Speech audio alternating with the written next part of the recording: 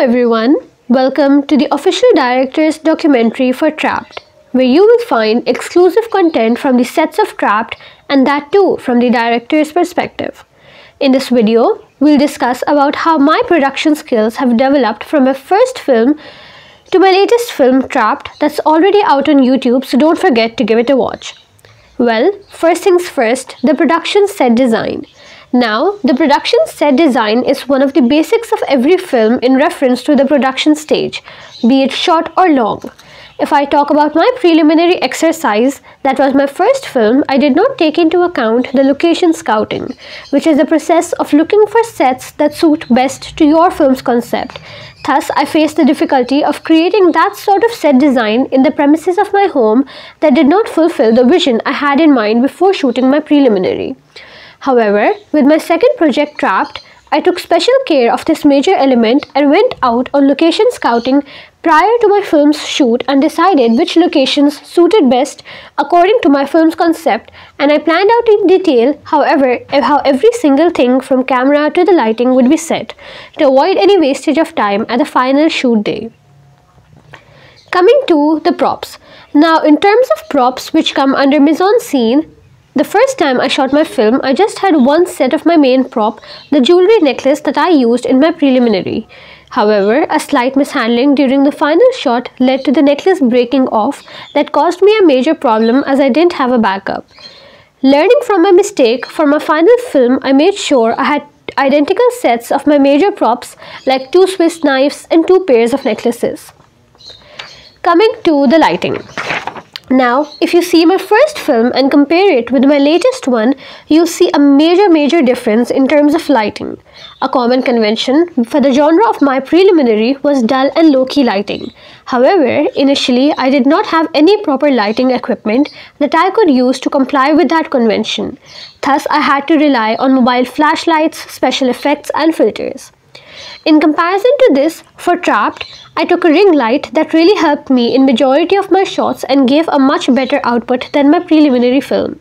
Especially the different lighting options in a ring light such as low, medium, high and extreme high helped me create the lighting I wanted to create for my film, especially with those shots in which I wanted low light and also with those in which I wanted high intensity light such as the basement shots.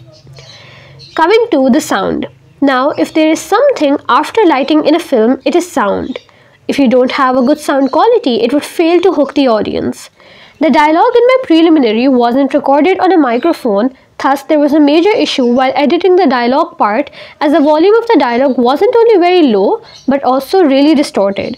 For my final film, I used a collar mic which helped me get a much crisp and clear voice at the very moment while the shot was getting taken, and it produced a much better output and with a much enhanced version. Now, coming to the camera movements, static or shaky. Well, my pick would always be both. Some projects and scenes require you to have a stable static shot, while some require a much handheld approach. This majorly depends upon your narrative. For Trapped, the film started with a much static approach, suggesting stability in the main character's life. However, if you notice, as the film progresses to symbolize a sudden disturbance and instability in the character's life, shaky camera movements have been used. Now, if I talk about my own projects, and in terms of camera movements and angles, though my initial film contained different shots like pans and lift, however, for my final film, I decided to experiment with other kinds of camera movements such as reverse tracks, wide-angle shots, and aerial shots.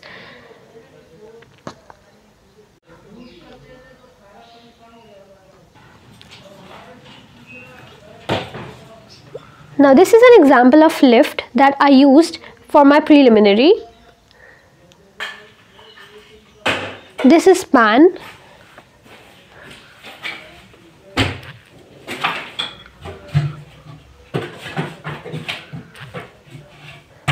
And this is an example of close-up and extreme close-up shots that I used for my preliminary.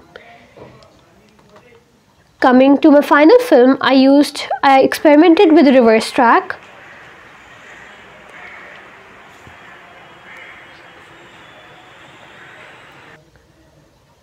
Action. A wide shot.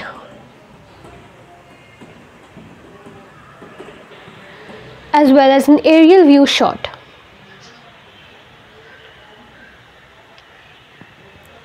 To cover it up, a major development in terms of production skills from my preliminary to final film was that initially I did not have a shot breakdown list planned. This resulted in many last moment issues at the time of shoot and not only wasted much time deciphering which angle would suit best at that moment and time, but was also very chaotic. For Trapped, however, I pre-planned my entire production stage and created an entire shot breakdown list with even the minutest detail mentioned. That's all from my side. Thank you for watching.